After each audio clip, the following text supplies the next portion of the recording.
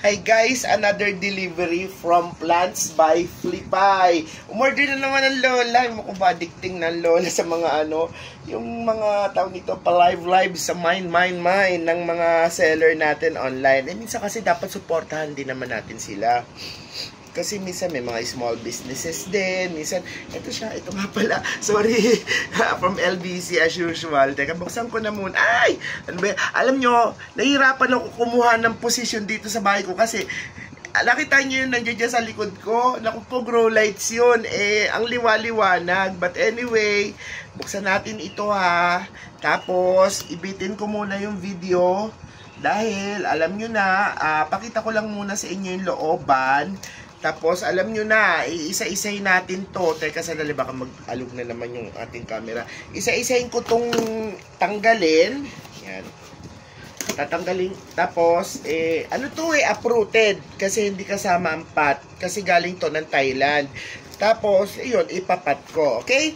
Teka, welo ko, So, excited ako dito kasi first time ko out of my entire life, Kasi hindi naman ako usually bumibili ng sobrang mamahaling mga plants. May binibili akong sobrang mamahaling mga plants, I must admit. Ganun din ako ka-addicto sa halaman. Pero, ngayon na lang ulit na ulit. Kasi sanay naman ako, pero ngayon na lang talaga ulit na ulit. So, isa-isahin na natin sila, Okay, what is this? Oh my gosh! Oy! Pinadalan ulit niya ako ng Nauro. Oy, nakakahiya naman. Flipay, nakakahiya na to. Hindi ko na carry to. Graphic ka sa akin. Anyway, thank you. Guys, ililink ko yung video nito tungkol sa Nauro, kung gaano to ka-effective. So, kung plantito or plantita ka, kung talagang kayo may namumblema sa mga plants ninyo, bakit hindi lumalago, bakit nagkakasakit, bakit may mga insekto, itong Nauro na to talaga, nako, the best. Nako, ililink ko, dito ko siya ilalagay. Dito. Ay, hindi kita, sayang. Anyway, guys, balatan natin isa-isa. Ito, natutuwa ako dito sa isang ito. Kaya uunahin ko na ito, parang alam ko na kung ano to First time ko nakakita ng ganito, guys. Kahit yung si seller natin, namangha din dito. Parang, ang cute niya, grabe! Ang cute niya, guys.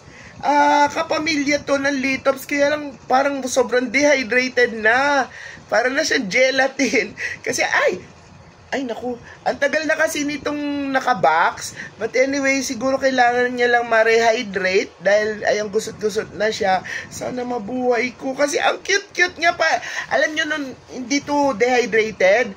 Ang cute-cute niya talaga, mukha talaga siyang gelatin. Actually, di ko nga alam kung sampat ko to ilalagay kasi di ko alam kung dumadami to or what. Ang tawag sa kanya, teka, kunin ko yung kunin ko yung teka, sandali. Natatakot akong hawakan siya.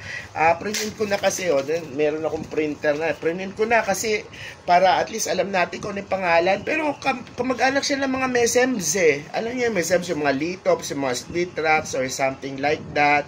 So, C. Burgeri. Ang nakalagay lang dito is C. Burgeri. Yan nga ba siya? Oo, yan siya, si C. Burgeri. Kasi wala naman iba. Ayan Alam niyo, ang cute-cute nito. Nung pinakita niya, talagang hydrated na hydrated. Ang taba-taba, pero ngayon parang dehydrated na. Sana mabuhay. Anyway, tabi muna natin siya dito ko yan. Special yan sa akin. Kasi isa yan sa pinaka, naku, nagustuhan ko talaga. Tapos, balatan pa natin yung iba. Masensya na, medyo bagal-bagalin ng lola dahil, alam mo na, D4, Edwin. Ano kaya itong D4 na to? Nakakalimutan ko na itong mga pinag-o-order ko na to. But anyway, samahan nyo na lang ako sa pagbabalat. Ganon din naman Gusto ko sana babalatan ko na para mabilis. Kaya lang dire-diretso na lang natin. Hayaan mo na 10 minutes siguro. Sana mag 10 minutes lang.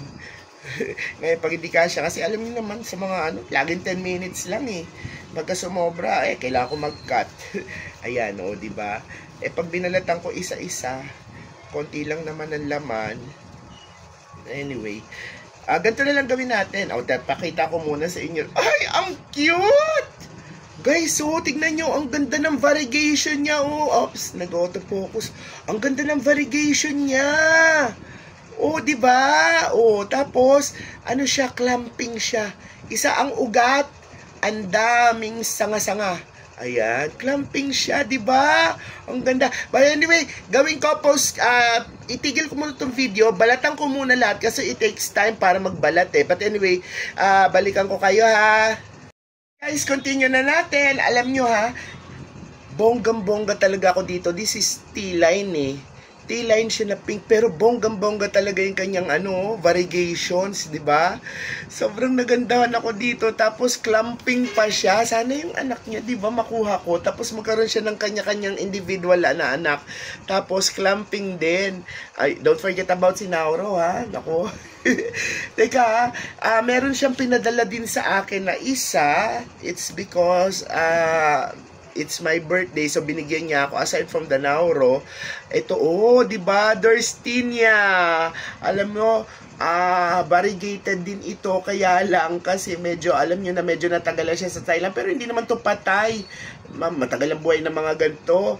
Hindi ko ma-show sa inyo yung magandang form niya kasi syempre kailangan ko muna siyang buhayin. Ayan, but anyway, maganda sana to, ipakita ko sa inyo, pero ibuka natin yung dahon na. Ayun kung makikita nyo yung variegation niya. Ay, ang ganda, di ba? But anyway, makikita nyo naman to sooner or later, ha? Tapos, ito yung isa kong binili pa. T-line din pala to. Hindi ko akalain T-line ito kasi pag tinignan mo siya doon sa, nagla-live selling siya kasi mismo doon sa Thailand, eh. Tapos nagpapapili na siya sa mga sa mga clientele niya sa pagmamay, sa live selling. Ang ganda nito, kaya lang nasayang kasi yung flower niya. Flowering kasi ito, sana mag-flower pa. Gusto ko makita yung flower kasi as you can see, tingnan niyo ang ganda ng flower niya. Parang feeling ko ang ganda-ganda kasi T-line siya na pink, pero hindi, ang ganda ng pagka-pink niya. Ayan di ba? Ang ganda, para siyang blush. Tapos, last but not the least, ito'y talagang pinaka-excited na excited ako. Anyway, thank you para sa sponsor natin kay Mr. Rainiel Ortines. Thank you, maraming salamat sa pa-birthday mo sa akin. Hopefully, oy, wag ka lang napipilitan dyan na charing. Hindi, pre-namis niya naman sa akin to. Kaya ayan, isa siya sa sponsor ko dito. Nakuha ko itong Uncle Chorns na to, na hybrid ng ating ayan, nakalimutan ko na.